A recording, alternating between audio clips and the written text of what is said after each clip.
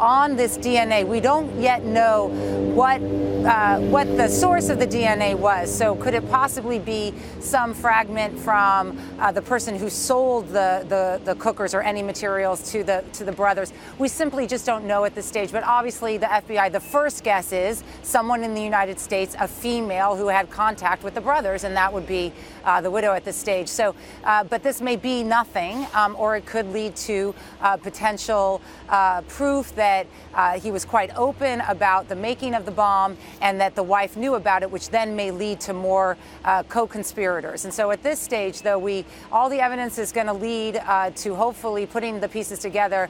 But just to repeat what the congressman said, some of it may go nowhere. Right, but what is, I think, most significant, and the congressman picked up on this as well, are these two links that have now been established apparently by Russian authorities. One between Tamal and Tsarnaev and this Canadian boxer, William Plotnikov, who was a Muslim convert, just to remind viewers. He fled his home in 2012 to fight against Russian authorities. And then he died in a shootout. But a very similar parallel story to Tamerlan, who was also a boxer, who'd come over here to America and then went back to Dagestan.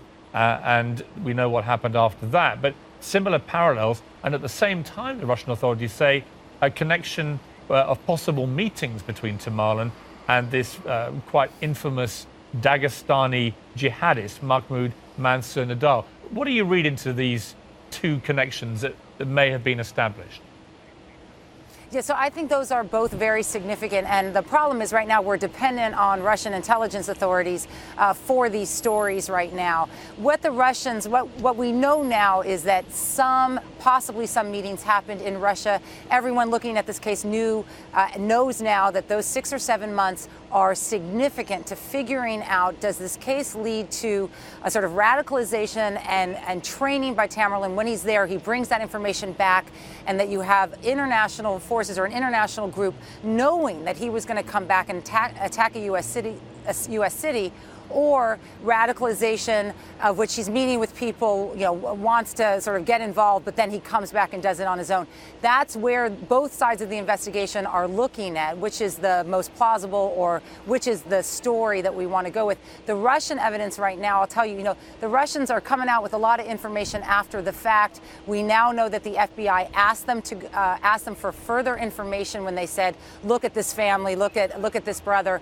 They now have more information. So part of what's unfolding here is Russian intelligence authorities either making amends for failing to give us the information or having kept it in the first place.